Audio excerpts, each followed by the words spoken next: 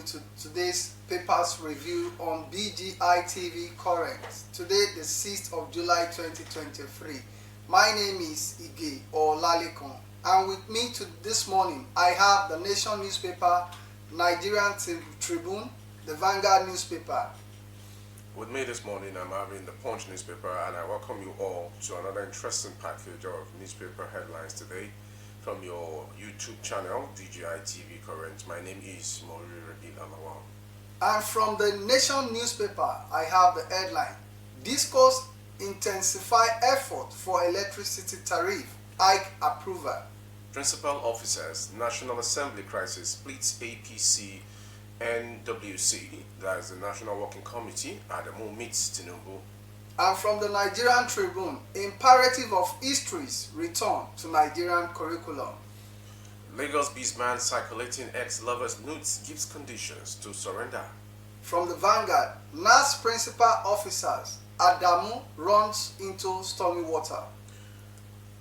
The next story, Tinubu not indicted over forfeited $460,000 Bamidele tells Tribunal. And from the Nation newspaper, Obi not LP member when nominated, Tinubu tells Tribunal. Flood alert, state order evacuation as FG issues disaster warning. From the Vanguard, presidential poll, Tinubu closes defense in Obi Atiku's petition. From the next story, how government can stem arch death, Islamic scholar. Going through another headline, release Nnamdi Kanu to suppress insecurity in Southeast. Nwanyang begs Tinubu. There's a state in the world, bouncer the fast 13-year-old girl in Rivers community. And from the Nigerian Tribune, Opera in Senate over DBN's lopsided disbursement of 500 billion loans. Man cuts off friend's hands during fight in Bauchi. Now, taking the news in full from the Nation newspaper, Discourse intensify effort for electricity tariff hike approval. There is no respite yet for electricity consumer with distribution companies Disco still pushing ahead with their bid for the federal government's approval to raise the tariff. Last week, the National Electricity Regulatory Commission (NEC) halted the 40% tariff hike planned by the DISCOs following an outcry by Nigerians who are railing under the effect of petrol subsidy withdrawal. NEC action came after some of the DISCOs notified consumers of increased tariff. It was learned yesterday that the DISCOs are billed to meet with NEC in Abuja next week. Senior officer of two DISCOs who confirmed the scheduled meeting declined to release the agenda, but it was learned that tariff rise is central to the parley. And to the rider, DISCOs intensify effort for electricity tariff hike approval. The emergence of the National Assembly principal officers has caused a split in the National Working Committee of the All Progressives Congress. The development was sequel to the decision of the APC National Chairman Abdullahi Adamu, who faulted the process that led to the selection of the principal officers. As part of the effort to resolve the crisis, Adamu, alongside the National Secretary of the party, Iyola Omishori, met Tinubu on Wednesday. The Senate President, Godswill Akpabio, on Tuesday announced Senator Okoyemi Bamidele as the Majority Leader, Senator Dave Umahi Eboyin South as the Deputy Majority Leader, Ali Undumembrunu South as the Chief Whip, and Lola Ashiru Kwara South as the Deputy Whip. The rider again, Principal Officers, National Assembly Crisis splits APC, National Working Committee, Adamu meets Tinubu. And from the Nigerian Tribune, imperatives of history's return to Nigerian curriculum. History, the study of our past, is more than just a subject in the curriculum. It is the foundation upon which a nation builds its dense tribe and shapes its future. In Nigeria, the absence of history as a core subject in school has led to a disconnection from our roots, hindering our understanding of our heritage, culture, and the struggles that have shaped our nations. This article highlighted the importance of reintroducing history as a vital subject in Nigerian school to foster national cohesion, critical thinking, and a sense of pride in our collective stories. The federal government in 2007 introduced the new basic education curriculum for primary and junior secondary school in Nigeria Under this scheme, history was not included as a subject in the curriculum of secondary school. Reasons given for this removal were, amongst others, that the student had low interest for history subject and that the job prospect for history graduates was low, and to the rider, imperative of history's return to Nigerian curriculum. A Lagos-based businessman, Amara Kennedy, who went into hiding after circulating the nude photos of two single mothers whom he previously had a relationship with, said he will meet the police. The 44-year-old, who also noted that he was ready to make peace with his victims, but needed assurance that the police would stay out of the case. Kennedy, who hails from the Umunze community in Anambra State, stated these in a WhatsApp chat with correspondent on Wednesday. Meanwhile, the Lagos State Commissioner of Police, Idowu Omonwa, had asked the suspect to come forward to prove his innocence at the command headquarters. According to the writer from the Punch newspaper, Lagos State businessman circulating nude photos online has given condition to submit himself to Nigeria police. And from the Vanguard, NAS principal officers, Adamu runs into stormy water. Following his disapproval of the principal officers of the National Assembly announced by Senate President Godswill Akpabio and Speaker of the House of Representatives Tajuddin Abbas, on Tuesday, there are strong indication that the National Chairman of All Progressive Congress, APC, Senator Abdullahi Adamu, is facing a battle to remain the party's chairman. Multiple sources told Vanguard that Adamu's disowning of the principal officers named by Akpabio and Abbas is among the factors that may lead to his outstay as chairman. Vanguard also gathered that Adamu's position on the principal officers was considered a defiance of President Bola Ahmed Tinubu's wishes, as the National Assembly leadership reportedly got the support of the presidency before announcing the officer. And to the rider, NAS principal's officers, Adamu runs into stormy water. Senate Majority Leader Michael Bamidele on Wednesday said that there were no criminal charges against President Bola Ahmed Tinubu in any United States court. Bamidele was called as a sole witness during the proceedings of the Presidential Election Petition Tribunal in Abuja. The Senate Majority Leader maintained that the $46,000 forfeiture order against the president by an American court was in respect of a civil matter that could not take the place of criminal charges. He said there was no conviction and sentence against Tinubu as required by law for it to be turned into criminal charges. The witness also told the court that the February 25 presidential election result for All Progressives Congress in Kano State were recorded with a shortfall of 10-9-2 votes against Tinubu. And rather again from the Punch newspaper, Tinubu not indicted over forfeiture of $460,000 Bamidele tells Tribunal. From the Nation newspaper, Obi not LP member when nominated, Tinubu tells Tribunal. The Presidential Election Petition Court yesterday had the Labour Party LP candidate in February 25th pool Peter Obi was not a member when he was nominated. President Bola Ahmed Tinubu told the tribunal that Obi's name is not on the party's membership register submitted to the Independent National Electoral Commission (INEC). Senate Majority Leader Okpayemi Bamidele testified as the sole witness of President Tinubu and Vice President Kassim Shettima in their defense of the petition by Obi and LP. Counsel of the All Progressive Congress (APC) Lateef Fagbemi's son drew Bamidele's attention to the LP's membership register for Anambra State, which was already in evidence, and asked him to confirm whether Obi's name was on it. Bamidele looked at the document and told the court that Obi's name was not on the register, which the L Party submitted to INEC with an April 25, 2022 cover letter. Tinubu and Shettima had argued that not being a member of the party, Obi was not qualified to contest on the LP platform. And to the rider, Obi, not LP member when nominated, Tinubu tells Tribunal. According to the death rate in Hajj this year, an Islamic scholar and Naibul Amir, Vice President Muslim Student Society of Nigeria, Lagos State Branch, Mukhtar Oyetunji, has given insight into how the government and relevant stakeholders can stem Hajj fatalities. No fewer than 14 pilgrims died during this year's Hajj, given a breakdown on Sunday in Makkah during the post-Arafat review session. The head of the Nigerian medical team for the pilgrimage, Dr. Usman Galadima, said 7 pilgrims died during the pre-Arafat period. He listed casualties to include Plateau, Kaduna. Plateau was having 1, Kaduna 2, Osun 2, Borno 1, Yobe 1, FCT 1, Benue 1, and Lagos 1, while private tour operators recorded 3 deaths. Galadima said during the Muna Arafat period, 4 pilgrims died at Arafat and 2 at Minna.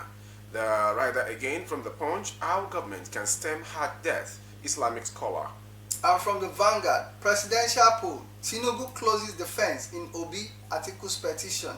President Bola Ahmed Tinubu yesterday closed his defense on the 2 petitions seeking to nullify his election victory. The petition, which are seeking to invalidate the outcome of the presidential election that held on February 25th, were filed before the Presidential Elections Petition Court, sitting in Abuja by candidates of the People's Democratic Party, PDP, Atiku Abubakar, and that of Labour Party, Mr. Peter Obi.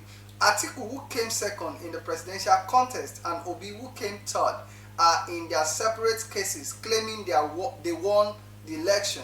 They are praying the court to withdraw the certificate of return issued to President Bola Ahmed Tinubu of the ruling All Progressive Congress (APC) by the Independent National Electoral Commission (INEC), while Obi closed his case after he called 13 witnesses that testified and tendered several documents.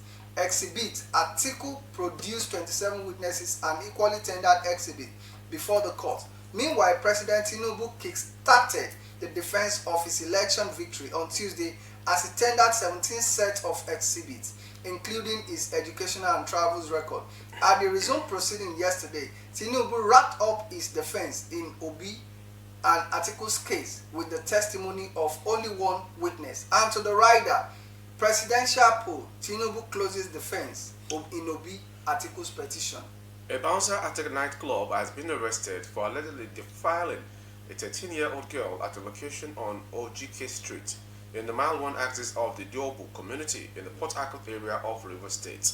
A source in the area said the bouncer, identified simply as Obidia, sent the minor to buy him a recharge card for his mobile phone, adding that when the victim returned, the bouncer told her to bring the recharge card into the room.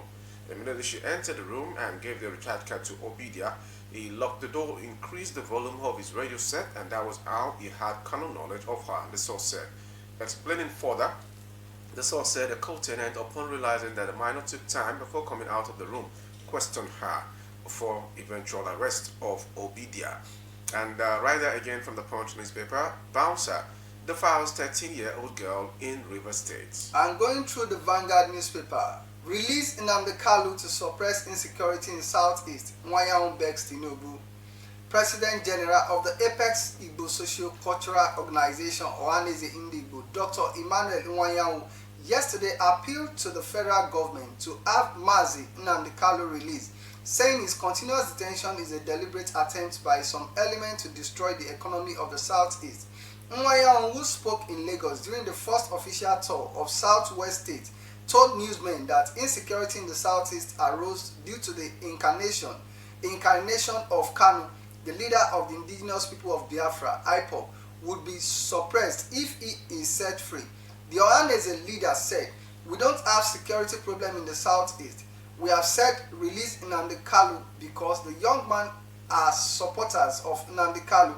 When we look at it seriously, we have not seen any offense committed by Kanu. In fact, the court has said he should be released. As Igbo leader, we do not see any reasons he should be kept in detention." And to the rider, release Nnamdi Kanu to suppress insecurity in Southeast, Nwayaun begs Tinubu. About the State Chief Magistrate Court has sentenced a 32-year-old man, Awad Usman, for using a machete to cut off the 2 ends of his friend in the state. The presiding judge, Aruna Mama, found Usman guilty of cutting his friend's hands with a machete during a physical fight. The police prosecutor, Yusuf Musa, told the court that the suspect, a resident of Dogonrua village in Ari, in the Ningi local government area of Bauchi State, had a misunderstanding with Sabo Abdua, which resulted in a fight. Musa added that during the fight, the convict brought out a machete and cut the 2 ends of his friends. And the writer again from Bauchi State and from the Punch newspaper, man cut off friend's hands during fight in Bauchi. Moriri, I'm taking you on this news that came from the leader of the Ezindibo, Emmanuel Moyan, who says that there is no issue, there is no problem of security challenges in Southeast. That the only thing they are clamoring of which they are interested in is that the president, the federal government should release Nnamdi Kanu. What is your take on that? If it is said that there is no insecurity challenges in the whole of Southeast, I will go with them because the Apex Courts has ordered the outgone president, Muhammadu Buhari, and the DSS to, with immediate effect, release Mazi Nnamdi Kanu. But to some individual and personal insight from ex-president Muhammadu Buhari and the DSS, they disregarded and disrespected the rule of law to have released Mazi Nnamdi Kanu. He has not done anything. But again, I need to make a check on the soldiers that belongs to the Biafra nation.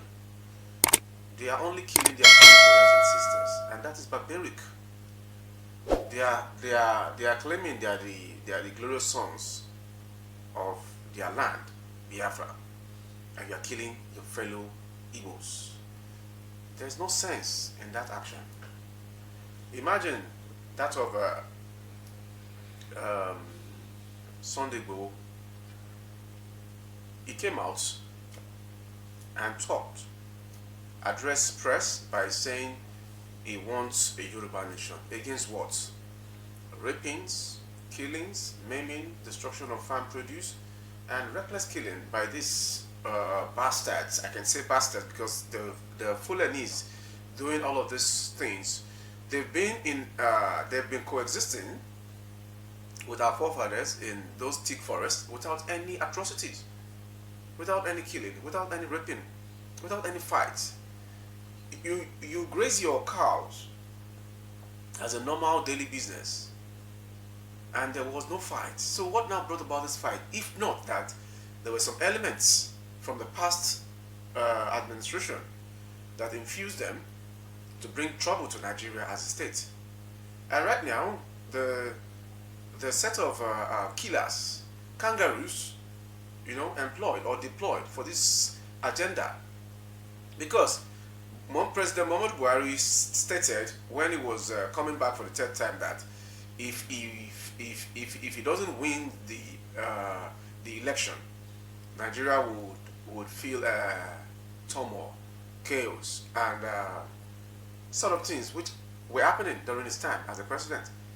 President Muhammadu Buhari remains the worst ever president to have led Nigeria for the whole of 8 years. Nothing was achieved other than the railway he did from Daura or from Katsina State as a whole to Niger. Indirectly, he's telling us it belongs to Niger. And the last statement he mentioned was, if Nigeria tried to trouble him, Nigeria is there to fight for him. How can a sensible man, a sensible father, a sensible leader speaks in that manner? Secondly, back to the Biafrans, I'm in support of what they are requesting for, because Nigeria as a name and as a country has already finished its birthrights. Let me say birthright, because the country was created and it was written as a constitutional right that if at a particular age bracket any part of the country wishes to go their separate ways, force me to remain in my father's house from birth till this age, there wouldn't be progress. And if my father's house is not convenient for me, I think I have the right to move out to continue my own journey in life. So it is just the way they are handling it. That is my pains and my dissatisfaction with the IPOB military guys. You can't be carrying weapons against your fellow brothers and sisters, market traders, and you guys are living large. But can we now say that, based on what Dr. Emmanuel Moyan just said, do we now say that the Igbo leaders are in support of what those IPOBs are doing? Because if you look at it, they said that they make an order that people should sit at home. They don't want them to come out. And this is part of why they are clamoring that they want Nnamdi Kanu to be released. Nnamdi Kanu. Truth about it is that there is no smoke without fire.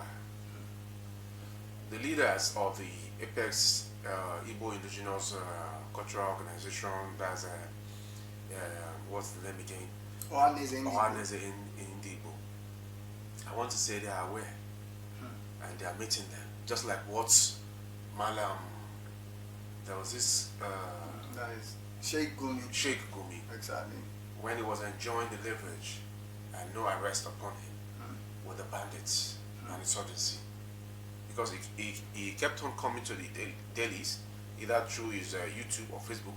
He went out to be saying all he felt he can say, and no one can arrest him.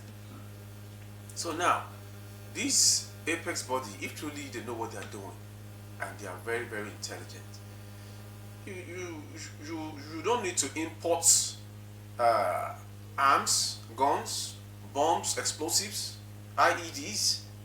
You don't need to take your boys to foreign countries like some countries in Europe for training as a serial killer or soldiers to battle a nation. Definitely, they can be charged because on a treasonable felony. They can be charged with treasonable felony because you are bringing uproar, you are bringing unrest to a nation who is not even ready to listen to you. Why not do it amicably by writing? Continue writing until the day when someone will listen to your call. Not just you carrying guns against your people. It's barbaric. I rest my case. Okay, Mori, let's quickly go through the Nigerian Tribune, whereby we have this story, imperative of history's return to Nigerian curriculum. If you look at it, you discover that there have been a lot of land disputes and things like that. Maybe there was a time that the federal government had to intervene in some issues that has to do with Kogi State and Kwara State. And apart from that, look at the bill, one of the bills that President Muhammadu Buhari passed during his own administration, when he said that the cattle route cut across the entire nation, that from the perspective of the Fulanis, they seize the entire land of Nigeria as theirs, that they can move from one place to. But despite that fact, don't you think if the history can be reintroduced back into the system, it will give our students opportunity to really know about the geographical locations and their various regions? They know more about their region. What is your take on that? The man behind letter writing, okay, when he was the head of state or the president, his actions and order for the suspension of history in all our schools should be a slap to his face and other people who served with his administration. Yoruba says, "Tọmọdé ò bá gbọ́ ìtàn, tí ò bá bá ìtàn, abárọ̀bá." And you claim to be a Yoruba State's headsman. Exactly. It is a shame that many Nigerians in other countries now pay teachers, foreign teachers, who have gone to learn Yoruba, who have gone to learn the culture, the tradition of Yoruba race. You now pay for your own culture before your kids could have knowledge about where you are from. It is a shame.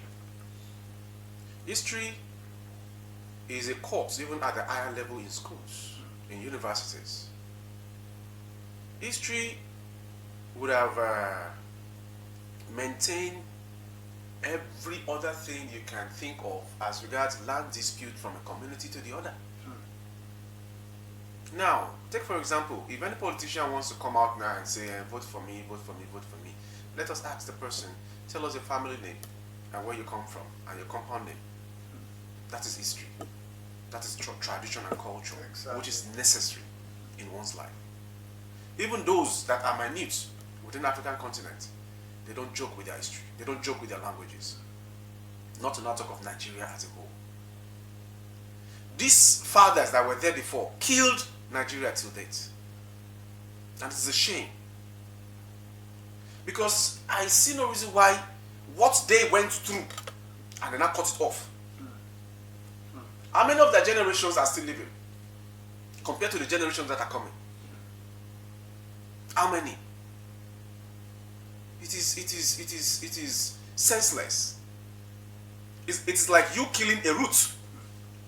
Imagine Wesley Snipes, an American, came to Nigeria like maybe like few years back, maybe 7 years back or 8 years back. Came back to trace his roots to Edo State. Is that not part of history that he read? Exactly.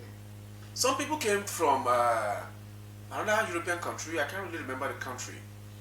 They came to the southeast to trace back their roots.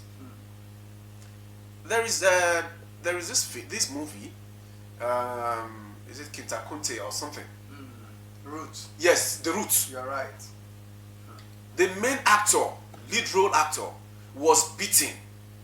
That is, he should change his name. Exactly. He refused. He refused. They started selling him from one boss to the other, from one master to another. He refused because he remained the source of blacks. Imagine the likes of late Michael Jackson. Exactly. He knows before his death that he's from Kenya.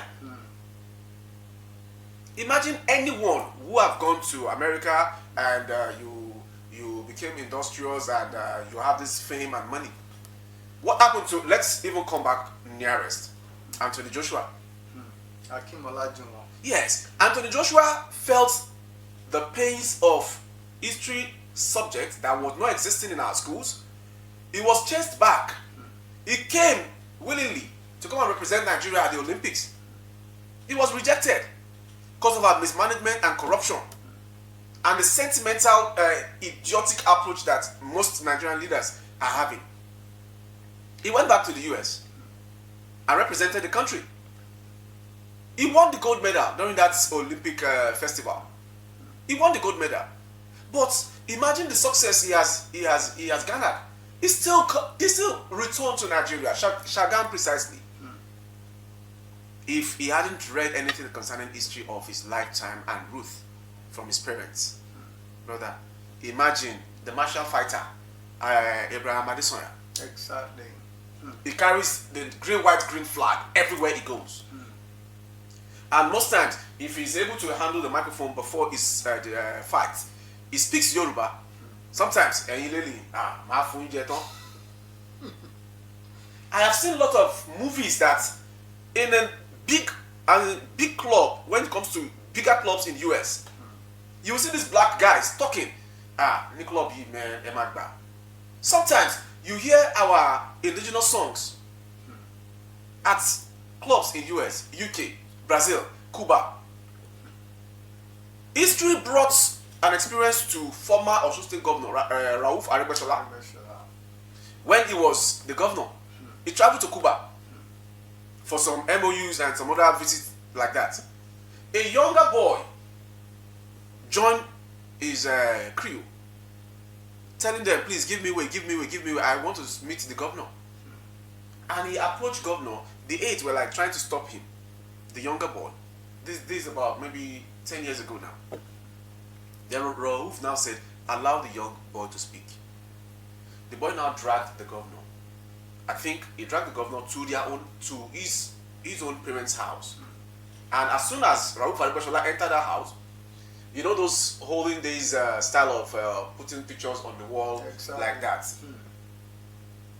History made Rauf Aregbesola to telling the boy, the younger boy, and the family seated in that living room that very day, that their roots, according to the names from the first picture to the last picture, they are from Osun State, Ilesha. And somebody now said, let's cancel history. That's a dead man. That's a dead man's statement. We have so many leaders that are animals in human skin. History, it is a shame. They all enjoyed all of what Papa Awolowo did, exactly, for Nigeria. Nigeria was a beautiful lady that gained attraction from every other countries those days. Where is Nigeria now? The best corrupt nation in the world. The best nation in bastardized acts. Was that how they met it? No. Moriri Abila, it's a long story, but let's just forge ahead. Let's keep talking to them.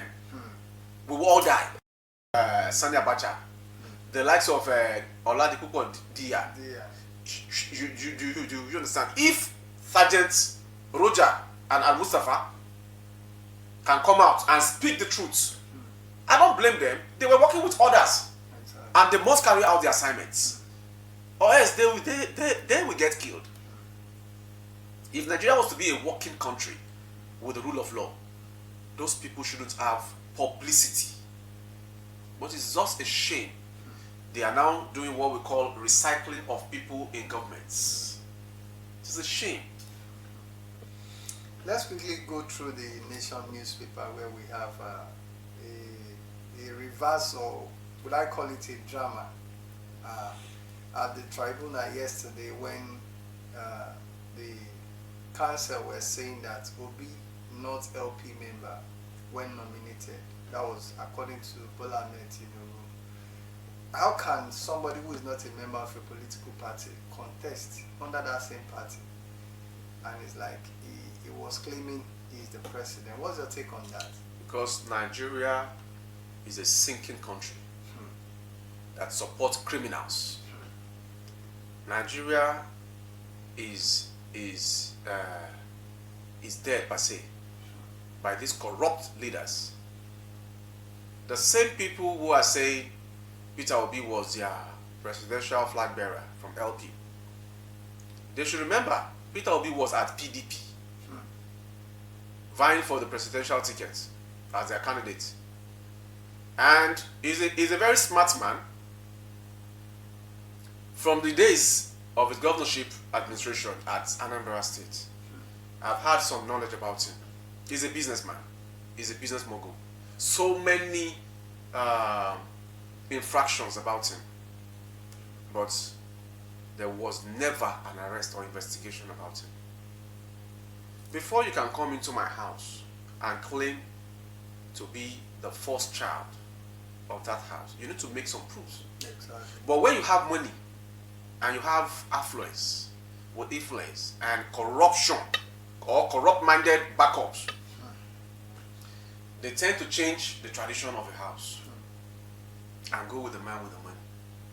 That was why that man, Apapa, kept on roaring like a wounded lion, speaking the truth. But people will think I'm one of one of them. If truly Peter Obi was the LP's flag bearer, presidential candidate, the LP's register should have shown that yes, truly, he was their candidate.